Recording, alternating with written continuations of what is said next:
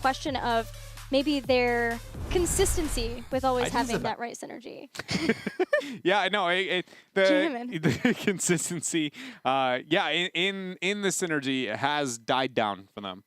Very much so. Even the last fight, everything was kind of just all over the place for No Tomorrow. So yeah, I agree that they have to kind of find what they really consider for themselves as their strength, be able to accent that as best as they can to be able to keep that improvement. And I think that's a simple place to start, at least, mid-series. What do we do to turn this thing around? Is just, figuring out how to work on the same page would be a really solid first step. Do you think that it's partially these Artanis bans that they've not been allowed to have Artanis even just once? They surely have to know that with Casanova making as many swaps as they did versus Naventic, that they're not going to get it all the time. I mean, it could be. But it's not like Casanova hasn't still felt impactful. I think he has, even in even when things were going down. So in a negative way. So I don't think it's so much the Casanova as it maybe is just more the rest of the team sticking, with Urho in his initiations, not getting caught out, making sure everybody else is behind him, and no hesitation on initiations, I think, is the main thing for me. Like the fact that K1 Pro could ice block wasn't necessarily must-have if they had already all committed together. So stuff like that, I think, is where I would like to see them move forward in this series. So when we see them move forward, No Tomorrow now again have the choice of whether they want to have first pick or if they're looking at a Battleground choice. They picked Battleground choice for the first time, I believe, in any of their series, going for Dragonshire, making sure they could get that, but it didn't work out for them. They still lost there. But I look at first pick, and I'm not sold on that being able to be what nets them a win either, because they got things that they want, right? They get Ragnaros, they get Tychus. They have all of the things on paper, so where do you think that they're going to head here? I think where they're going to head is a good question. I think at this point, I would look for something old school like Curse Hollow, a map like that, something like that to be able to stick to my guns.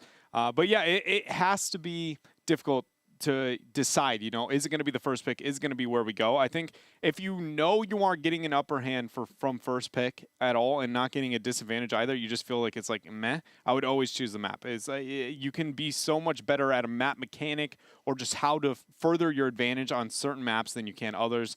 They go to Dragonshire in the past. Maybe they've got something else. I don't know. Let's check out that Battleground pool and see what No Tomorrow decided to do. If you want to go back to their first pick roots or if they're going to choose the Battleground again. The two bans were on Towers of Doom and Braxis Holdout. We started out on Battlefield of Eternity, and then No Tomorrow picked Dragonshire. The next Battleground's going to be Infernal Shrines, and it was B-Step's pick. B-Step is going to the Infernal Shrines. I think that makes way more sense for them than it does for No Tomorrow. But it should help No Tomorrow in the sense that you have to consider a Kerrigan. At least I think so. Some teams have completely neglected her, so maybe I'm wrong in that sense. But either way, it would open up a ban, which is then, if it is the argument of the comfort of Casanova is really what's hurting them, there should be a map where that is a little bit more lenient. So we'll see how that works out, though. As first pick now, No Tomorrow. Probably sticking to the Tassadar. You know what I think it might be? I think they want Artanis.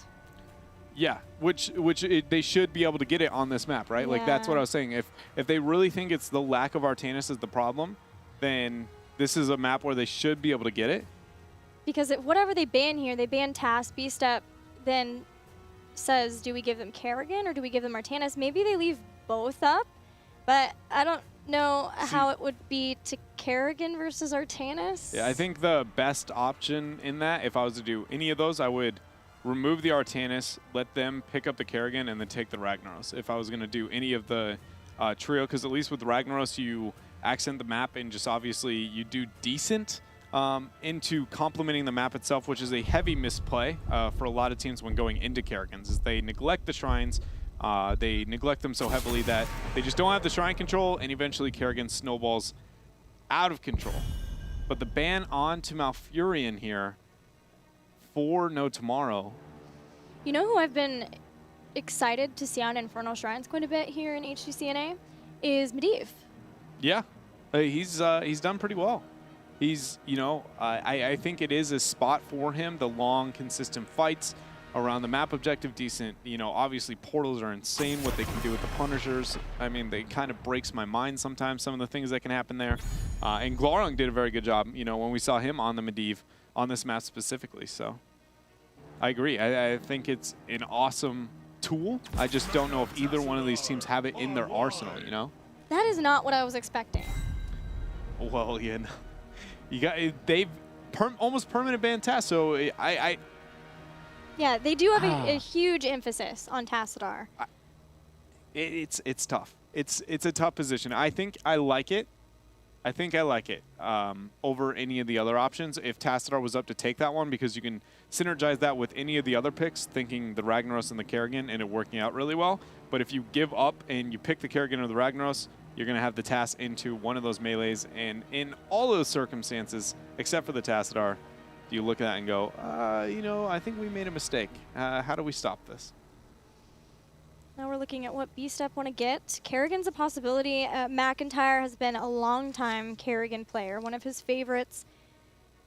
Whether it would be him, though, or iDream, potentially. I think I have the iDream has played Kerrigan in the past. I think probably it would still be McIntyre. They do have that flexibility, but Diablo, Ragnaros, getting these two strong synergistic heroes. Again, Diablo for B-Step, for King Caffeine, and now this time adding Sulfurous Smash to it. Already scary. Yeah, it is. And I can't help but feel like No Tomorrow is going to neglect the Kerrigan, I think. I think we're going to see another draft where she makes it through quite far. If not, obviously this would probably be more of a transition for her. I just can't help but feel like we often haven't seen her. There's the Vala. Is it going to be an Ariel? I would take Ariel. Oh, man. They've been doing this a lot, all day today, especially. I hope it works out for them. I do. No, I do. It's just that it just hasn't so far. And maybe Volatassadar is the change up for them, though. It could be. I just, the tone in which you say, you're like, they're going to go with the ETC. And I kind of give this sigh. And then you're like, I hope that works out for them. Just like throwing the sass. Yeah, no, it's just that they haven't had a win with them yet. And like, at what point maybe they try something else up? Like, get Diablo higher. I don't know. I know that they couldn't here. And it's good from B-Step to be able to see that it's a warrior issue for No Tomorrow. And so they do steal Diablo away. So it's well played from B-Step here. Zarya removal as well. A little overkill maybe when it comes to the survivability. If No Tomorrow managed to be able to get it. But either way, it is a safe, if you will, ban. Now what does No Tomorrow want to remove? They already have the Volatas. Do they want to remove the Death Ball? A Kerrigan ban would not be terrible from them. It makes B-Step's draft very Death Ball-y, but you know, Death Ball seems to work on certain maps. Infernal Shrines one of them. It's a hard spot for No Tomorrow too, because they've already banned Malfurion, but maybe they could ban another support. Nah, they're gonna ban Gul'dan. That'll be good. That is one way that some teams have been trying to go up against this double support style, is to just kill them with poison. Poison that you can't continue to shield and heal through. Kill it with poison. Kill it with poison. Okay. So I do expect VSEP. Are they going to train? Okay, more posturing questions. Do you think they're going to make the transition into that Medivh style now that we see so many heavy, or is it going to be more of like picking up the Kerrigan and all deathballing, or are we just going to see another Chromie because they expect the Ariel pick coming out and they're like, nah, we're just going to be able to deny that. We're going to remove. I don't have words. Wow. This is. But Rhaegar's still up, and Rhaegar gives. I know, that's why it's clear. so confusing. He has a cleanse. I don't get it. Ariel wasn't even picked. Why are we picking Chromie? Maybe they just. It's their way of not letting No Tomorrow get Ariel Volatas, right? They say, fine, pick Ariel and lose Okay, that's not to how Temporal Loop. That's not how that works. Literally, if They're dissuading. If in all scenarios you pick the Chromie as a response to the Ariel, you win the video game. You never pick the Chromie first and say, "Hey, do you want a chance to win the video game?" That's you're literally going, "Hey guys, we're just gonna lay our cards out here. You can go ahead, take that, and we'll see if you want to do anything with it." You actually gave me your pin. Yeah. Is this your card? Yes, that's it. Do you want it back? Yes. Okay. I'm tilted. Last time we saw. Not like this. No. They called the bluff. The bluff of the cards. Oh, they say, yeah. They were just like, well, all right, we'll take your Chromie and we'll stick to what we know. My goodness, North America, this is where we are. To B-Step now. All right, so on a serious note, where does B-Step go from here? Because they have legitimately almost negative shrine control. For those who don't know what negative shrine control is, it's actually shrine control so bad that you're giving your opponent's skeletal defenders by just existing around the shrines. And that's what they have. With the Kharazim, like, Diablo has no wave clear anymore. Kharazim sure is not going to be able to do that. Chromie's only got 2 spells to be able to fling that direction. I'm scared they're going to Sylvanas. Like, yes. Oh, please no. Please no. I think you're so right. Okay, Tyrande instead. All right. Full commitment to the pick composition. Yeah, whoever gets temporal looped, if Tiger's not there with Crystal Aegis, is getting destroyed. Just Hunter's Mark, Lunar Flare, all of Chromie's things, destruction. What we just witnessed in this draft. Chromie card comes out, say, I bet you won't Ariel. They go, no, we're still going to Ariel. And then they go, all right, since you Arieled, the Chromie wasn't enough of an answer. We're going to pick the Tyrande on top, and we're just going to be so focused on that. What if Ariel just pulls out a big nope chuck test on you, busts out Resurrection, yeah, I says, knew you were I'll gonna take say it. this. I'll take I knew you were going to say this. We'll just kill him. Yeah, they can die, like, and then I'll spend 5 years resurrecting. Actually, okay, so I'm never going to be an advocate for that because I just think it's ridiculous. But into a scenario where there is no shrine control on your opponent's side and they've committed 2 people solely to be able to win the fight, Chromie probably will never let you complete a channel, but it's one of the few scenarios where I go like, I've never looked at that and been like, no, that's got a shot. This is one of the few drafts where I'm like, I would sit down and think about it and be like, you guys, this might be the moment. Man. What? Oh, wow. This playmaking. Like, at the beginning of the draft was fine. Tasvala, strong. Then they had ETC too, and while I'm questioning it specifically for No Tomorrow, that's a great combo to add ETC too. Oh, yeah. Other side, Diablo, Ragnaros. Woo, that's terrifying. Kharazim too, even a little bit there. But then, Chromie, Ariel, Kerrigan, Tyrande. That's how I feel about that. It's so good. Oh, man. I just hope it's better than the last Chromie we saw at a B-Step. That's all I'm hoping for. Beyond that, I don't care. I just want it to be better than that Into the Zeratul on Towers of Doom because that Chromie wasn't live very much anyways. So. Well, we're ready for this madness. So let's get into game number 3 between B-Step and No Tomorrow. I'm sorry.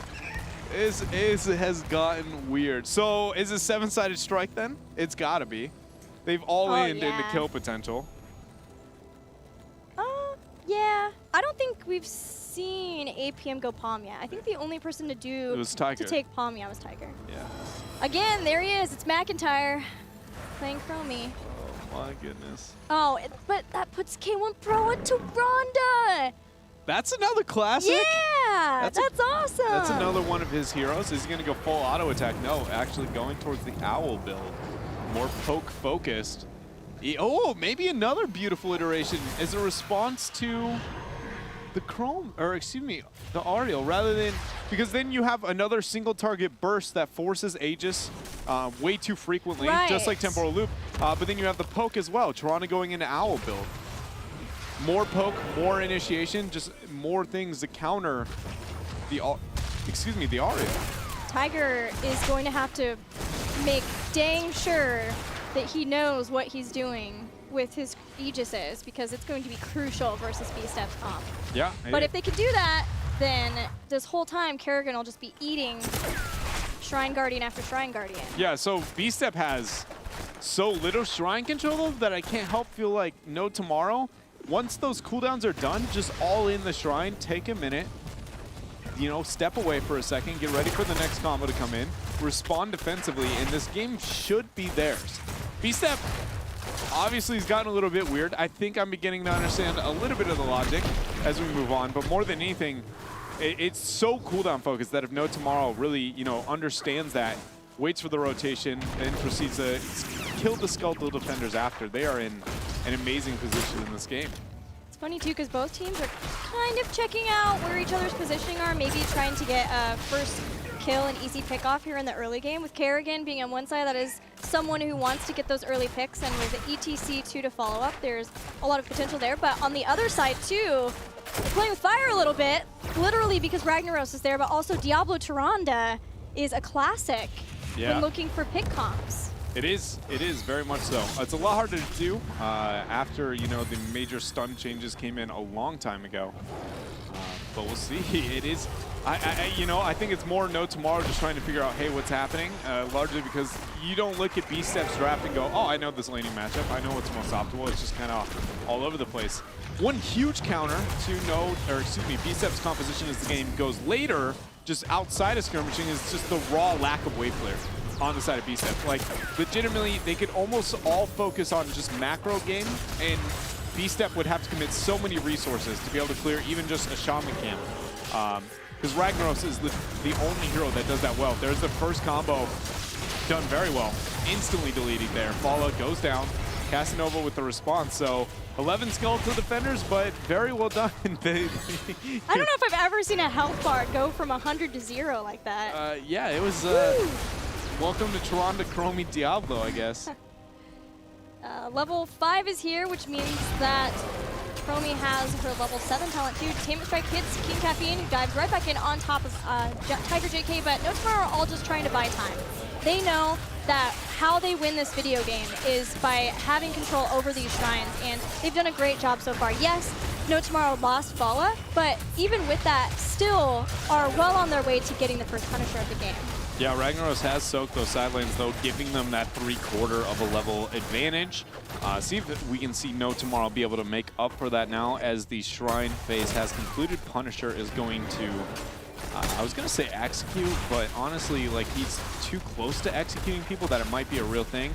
Sidewall was focused here for No Tomorrow, but nobody to capitalize on that. That does seem like a disappointingly frequent decision made in North America on Infernal Shrines nowadays. Is, you know, sidewall goes down and everybody just kind of ignores it, you know, or fails to be able to even follow up onto the Punisher. It just can't help but feel like our games are extended a little bit too long because these teams aren't aggressive when the Punisher leaps over. Yeah, the wall goes down, but if nobody is in the immediate vicinity to try to take somebody out, then there's a lot more respect of the opponent, a team, and their ability to turn it around. But I don't know, if Ragnaros is there too, though, and you dive underneath. Yeah, that's true. With his Molten Swing, once he goes into Molten Core, all of the members could be stunned and then obliterated, especially with B-Step on. Yeah, I think the Ragnaros is a rare example, but you know, there has been, even without him, just teams are very, very safe when it comes to Infernal Shrines, at least in North America so far. But the Punisher went over. Experience has gone to a little bit closer to even. Both of the teams are now going to be, you know, they're backing out. Infernal Shrine seems to be a map that teams are very comfortable with not forcing an advantage and kind of just waiting it out for the next map objective, which No Tomorrow, again, has the control. B-Step's constantly looking for those picks. Some fancy talent builds to talk about while we have a break. McIntyre going the same Chromie build we saw from him earlier, Compounding Ether, which is about halfway done to increase damage with Sandblast. Piercing Sands, so not getting Bronze Talons with it. It's all about making sure that he can pierce to hit the target, whoever is going to be the target with Sandblast, and Dragon's Eye with more damage. No Temporal Loop. Slowing Sands will be a heroic pickup for Chromie. On the other side, Tiger JK went for Repeated Offense. Not a talent that's often seen for Ariel, but looking to increase the damage off of Containment Strike. You have to be able to stun with 6 there. 6 hits. Jason gets out. Nice job from the rest of No Tomorrow to keep Jason safe. Losing Bala at the beginning of this shrine would have been a rough one. All right. I'm just going to ask. Okay. Slowing Sands is about slowing Sands. I'm not mad. I'm just gonna. You sound like a dad. I'm not mad. I just need to know. I'm just disappointed, and you're like, that's the same thing. Yeah. Okay. So what's your thoughts? Why slowing Sands? I need the Gilly answer here because I don't have it. I don't have it either. Why pick this poke, kill, threatening anti-aerial composition, and the minute you get to the point of actually having the tools to be lethal, you take a step back and go, no, you know what? I really wanted slowing Sands. What if it was never about the aerial? What if? All right, that's a good point. Things I haven't thought about. What if it wasn't about the aerial? It had to be, right? Those last two games were very norm-ish for B-Step. We don't just have a Chromie. We've got a Tyrande as well. By the way, Kerrigan just deleted here into this fight. Very well done. Only Apocalypse was used. See if they can get more. That was the Sulfura Smash, not going to land. 7-sided strike 2. Urho is in a tough spot. Slowing Sands! Oh, that's it! Power slide, though! Oh!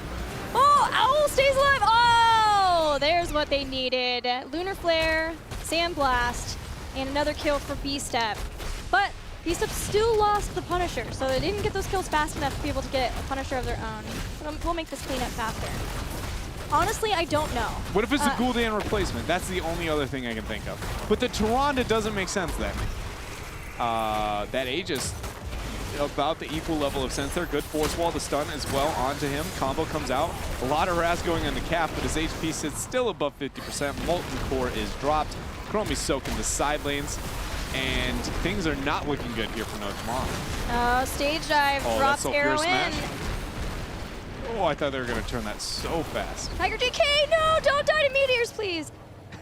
Okay, slowing Sands. Well, okay, so what about the fact that the shrines, you're going to get a lot of value out of the slowing Sands, the positioning of shrines. All of the chokeholds. I agree. If Kerrigan goes in, you put the slowing Sands on the other side of the shrine so that she has nowhere to retreat to. She did not pick up adaptation, so she can't ravage back to her team.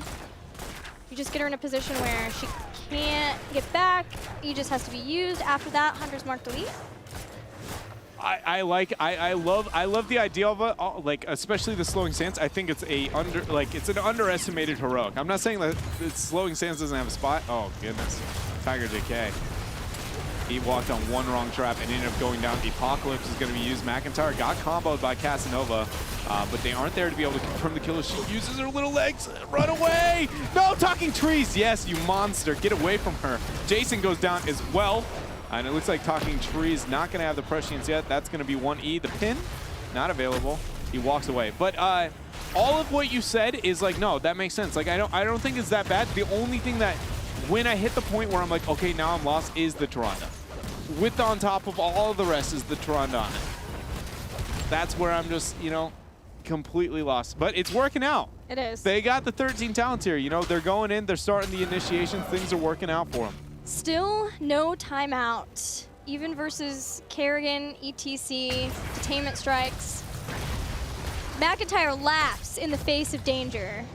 Will not take anything to keep him safe. Going instead for reaching through time to get increased range on Sandblast and Dragon's Breath. And here comes the next Shrine phase. Jason diving in, trying to push back some of the members of B-Step who now have a tied up skeletal defender count, but Casanova's on the point. That's exactly what they need. And look, that's exactly what I was saying for the point of slowing Sands, where to have it. Yeah, it's doing a really good job. The isolation that it's managed to make happen. Cap goes in with the combo. There's going to be the HGC stage dive onto the back four. Now iDream's in a tough spot. Combo not going to end up hitting them all. Only one. Casanova falling slow. The Nightfall there coming out from Tyrande was not enough. The pin against the wall. Everybody is trying to survive in the back here, but No Tomorrow's health pools are far too low. Nobody could escape. Nobody could run away. Nope. They couldn't. There was Starfall on one side, it's slowing Sands on the other. There was nowhere to run. It's just win the Shrine whenever they press their heroics. It's so far, it is working out for them. But no Tomorrow. If they manage to figure it out, it's the press the R button, win the Shrine approach. Do you think they can respond? I've seen weird press like R win the Shrine. You're up. I'm not kidding. They ran March of the Warlocks 3 times on me with the exact same thought process. They've done Tyrande, I've seen Murkies, I've seen everything out of the European region on the how to win the Shrine composition. And the #1 strategy is make them press R, walk away.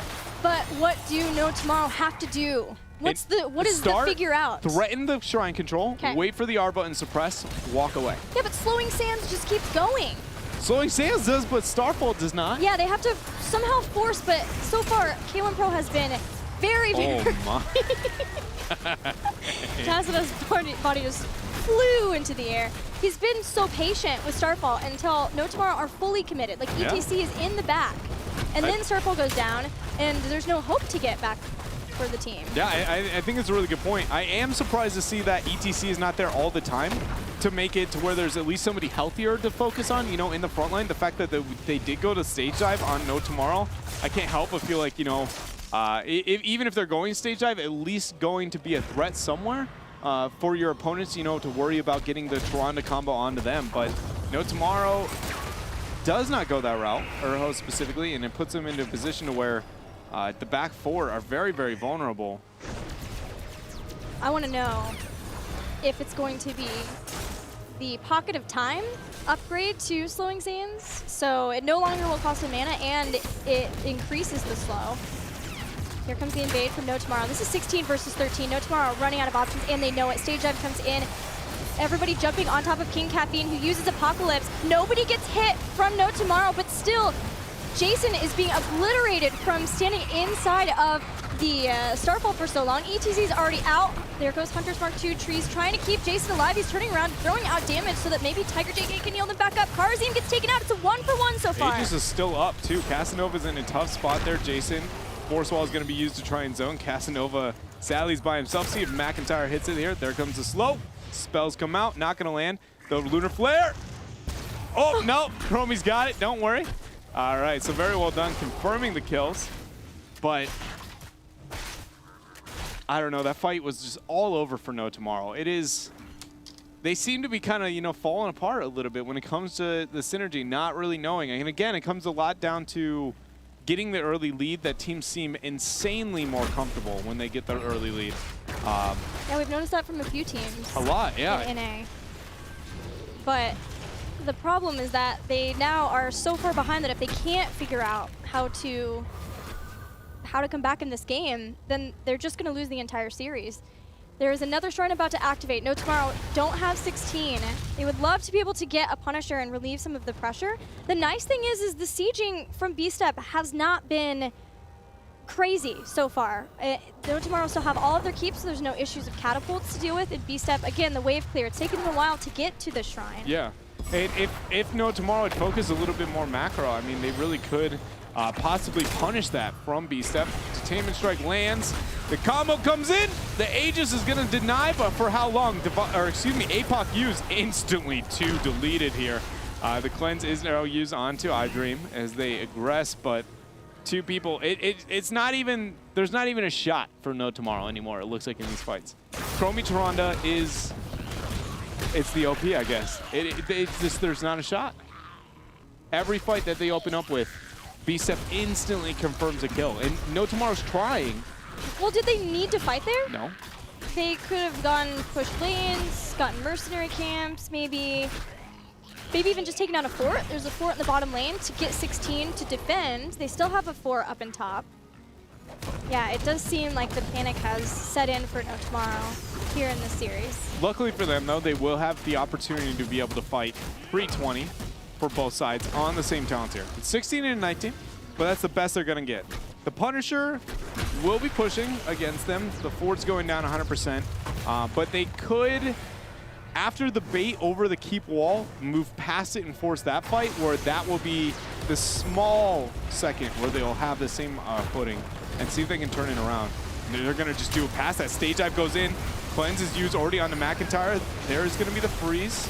Casanova's in a tough spot. Aegis is now going to be dropped. He's still relatively low, and instantly Sulfura Smash confirms so much HP there of him. One going to be going down. Now that is two. Tassadar ends up using his E, but that's already so much one here for B-Step. Only Tassadar and ETC remain to defend all of the push of B-Step, who claim the Fallen Shaman in the top to go along with the Punisher. We're not even going to see a bait for a jump. Now Trees can try to do that. He does have maybe Dimensional Shift to bait into the keep, but unfortunately for them, he's not in a great position to do so, and he's so concerned about the rest of B-Step that the keep goes down. iDream's taking over with Molten Core. The Siege has come in. B-Step is going for the core, going for a 3-0 versus No Tomorrow. No Tomorrow is just about to respawn. Here comes Casanova, dives right back onto K1 Pro, gets thrown off of K1 Pro and goes down again. And this will be B-Step confirming a 3-0, finally getting their first series win in the Heroes Global Championship. And it all started with a Chromie and it ended with the Toronto.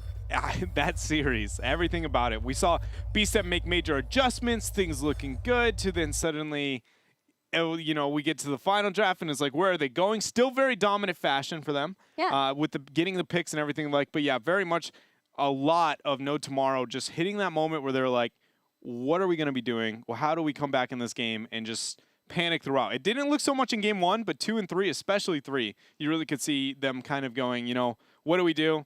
Screw it, let's just try and mosh pit, or stage dive, let's try and force this fight. And it's better than just letting the game end, but a little sloppy. Yeah. What are you hoping to see from No Tomorrow as they continue throughout this part of the phase, heading into the clash in this next couple of weeks of Heroes Global Championship? I mean, it's got to be just cleaning things up, I think, is the main point, right? Like, I think there's a lot of good information in those VODs. Really just accepting kind of the mistakes and not making easy excuses for the, you know, the way that things get into. Like, I can't help but, like, we're talking about, so many teams feel so much more comfortable when getting the lead, and I can't help but feel like maybe it's a trend with, like, a practicing thing that's happening, because it's a lot of teams, and I can't help but feel like if a team gets a major lead, like, maybe it's more common now in scrimmages where teams just go, well, let's wait till we're on even footing, which is why the teams don't feel comfortable while behind. But either way, I think that would be my first one, is just figuring out what do we do when we're behind, and then when you are ahead, making sure things that are as clean as possible, especially communication. We have seen so many flashes of brilliance from No Tomorrow, so I hope that they don't walk away from the series too disheartened, because especially their series versus Naventic, things looked great. They had such decisive victories when they were able to get victories in the first 2 games. But B-Step, now their first series win, that's got to feel good for these veterans. It's hopefully so, especially the fact that it was a 3-0. You know, you can say, well, at least, you know, we managed to be able to do this. Things weren't too great forward or in the past. Hopefully going forward, they're going to be a little bit better. Keep up those changes that they made. I think that's number 1. I don't know if I would stick to the Toronto Chromie, but at least the adjustments in the draft that they made during week 1 and 2 and now on 3. So I like where they're headed. It's just where they end up is the real question, because they have so much potential. They do. They have a lot of flexibility, as we saw with K1 Pro playing Thrall one game, not feeling the ranged assassin, but going back to sometimes you get bored of carrying. His Tyrande. Yeah, right? McIntyre flexing his flexibility a little bit, bringing in Chromie a couple of times now. I can't wait to ask King Calf about that Chromie, by the way. I have a lot of questions about the Chromie and the Tyrande. Tyrande, all of the things. Yeah, we're waiting on King Caffeine now to be able to talk to him. B-Step now finally getting a series in this. Next up, we're going to have an awesome Series 2. What are you looking forward to with Gale Force Esports going up against Superstars? I mean, for them, it's got to be, you know, a little bit. I want the Gale Force Esports that 3-0 Naventic. I don't want the one that lost 2-3 over to Team Freedom. I think is going to be a huge thing. Just really being able to see them. They came out so aggressive, and then a very, like, lost team. I want to see that confidence that we saw in, you know, week 1 coming out from them. And then Superstars is just going to be, you know, keeping up the common problems we see with them. So hopefully get adjusted. Again, feeling comfortable when ahead, struggling when behind. Well, we're waiting for King Caffeine. Let's take a look at the standings once again now that B-Step has a point on the board. Again, Gale Force Esports and Superstars tied 2-1, and that's the series we're going into next. That series is very important for these teams, because when you start looking at the Western Clash in a couple of weeks, it's the top 3 teams from the region who go. And if, for instance, there is a tie, then it does come down to, first off, who beat whom in the tie, as well as games. So knowing that